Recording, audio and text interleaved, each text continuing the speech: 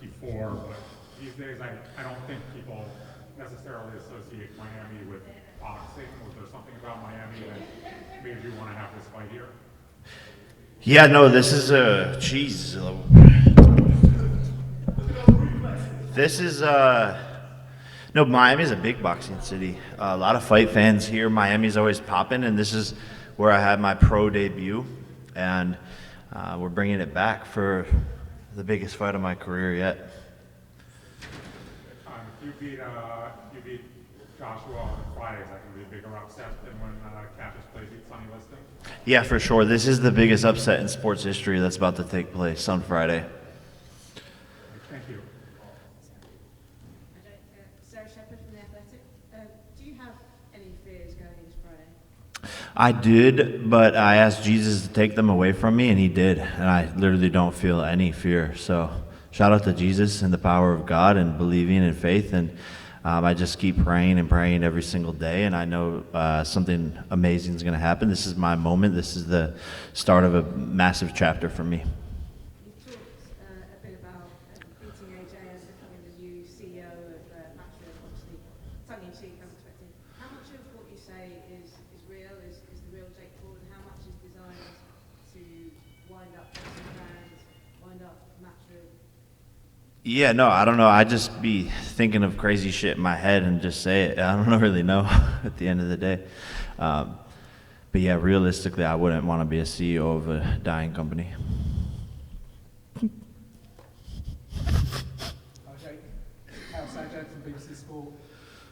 You've been calling out elite fighters for some time now. There was some questioning whether you actually meant that.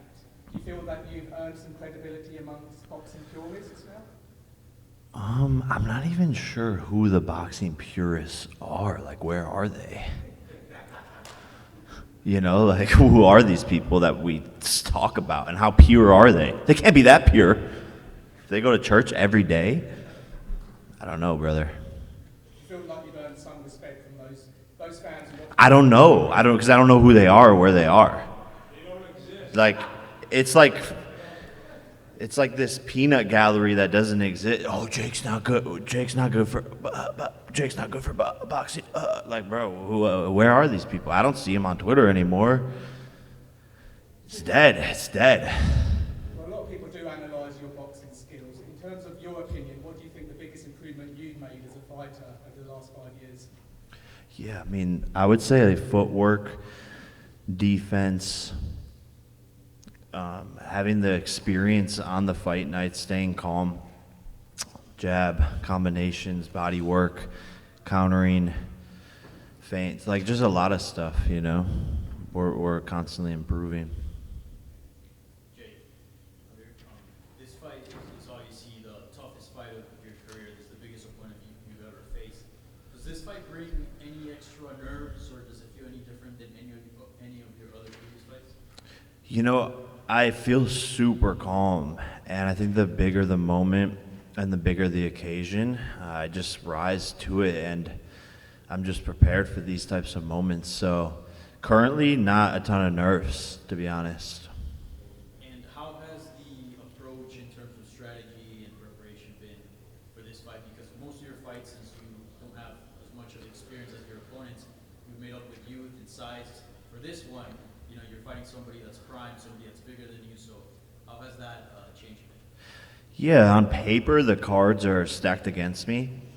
But really, in terms of boxing, I'm a better boxer than AJ, which is like hilarious to say. But he's got 2 left feet. He's stiff. If I was his coach, I'd put him in a dance class first before trying to box. And really just bringing in the right sparring partners to help me prepare so that I can get looks that are similar to him. And that's really just been the strategy. But I'm just going to go in there and display all my skills. Jake, Jeffrey from The Sun. For so long, the goal was becoming cruiserweight world champion. If you win this fight, you should inherit AJ's heavyweight rankings. Does the new goal becoming heavyweight champion? Yeah, no, I mean, like when I win, my Instagram caption the day after was going to be heavyweight champion of the world. Like, if this fight was a couple months ago, I'd be the heavyweight champion of the world, you know, before Dubois, you know. whatever. But I'm just getting warmed up, you know. So we'll see. I'll become the heavyweight champ, cruiserweight champ, whatever. And you said at the presser that you were going to take the Tyson Fury fight away from Joshua. Is that something you really can see and believe that you'll fight Tyson next year if you beat AJ? He'd have to get in line, you know, like Canelo, Crawford, all of these guys can just take a ticket. And we'll see who I want to fight. I mean, he's not retired, bro. You guys have seen this millions of times in boxing. He's not retired. I mean, but he's got everyone talking about him now because of that. So smart play by Terrence. Jake Charlotte Daly with Daily Mail.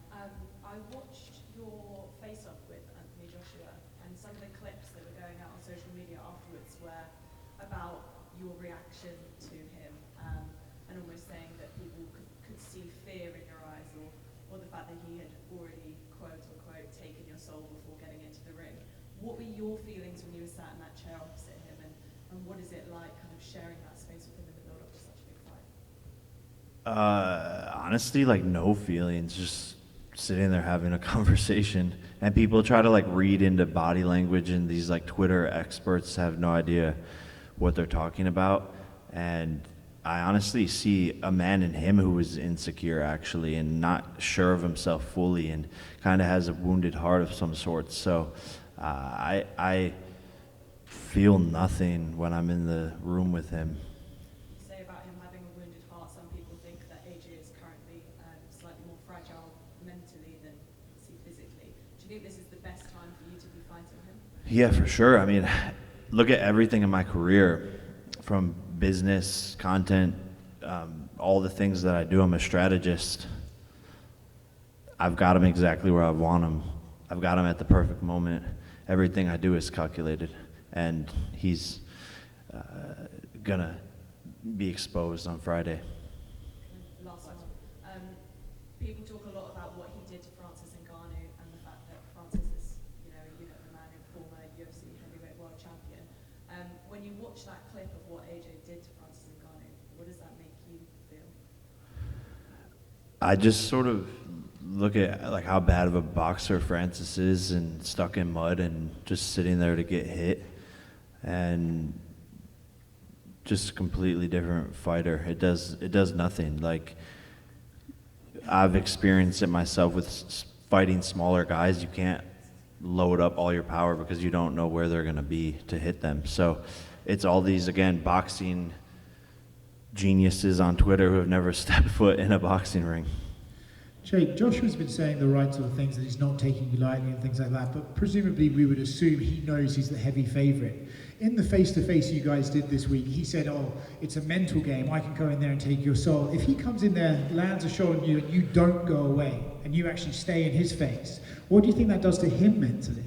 Yeah, no, what's funny is in that interview, he was actually describing what happens to him in fights. Because that's never happened to me. I've never lost my soul in a fight, but it happens to him all the time. So what's funny is he was projecting his own emotions of what happens to him onto me by saying, oh, you're going to crumble and your soul's going to leave your body and you're going to be fighting. That he was just describing his own internal feelings of what happens to him in fights, which I find funny. So it's going to be mentally very difficult for him when I start to win rounds and he can't hit me. It's going to be very entertaining to watch and to see him be frustrated. We talk about the credit that people don't seem to give you, even though I believe you deserve it. It feels like the goalposts move after you get a victory or something like that, right? They start rearranging what happened in the fight. If you win on Friday, or you're even successful in the ring on Friday, you know what people are going to say after the fact. Do you feel like there's a weird, ironic way that for you to actually get the credit you deserve in taking this fight, you kind of have to get brutally knocked out to get that credit? Is there like a weird irony here?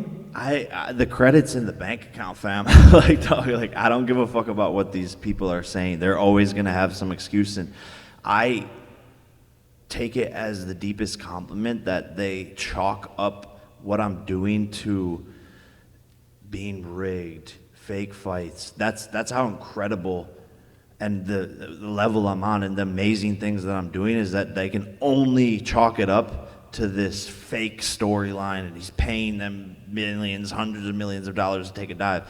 I take that as a compliment. you always have done very well in sort of making the moment bigger each fight, right? Every time it's gone on. The Tyson fight was obviously a huge fight, but competitively, this one feels like the biggest moment that you could possibly have. How do you top this? Just like spectacle-wise, the way Anthony looks, if you beat him, knock him out, how do you go out and find someone bigger, badder, better for you to compete and top this? I feel like always something pops up, man. I don't know, but we'll see. I think there's a lot of mega fights to be had. Thank you. Who's-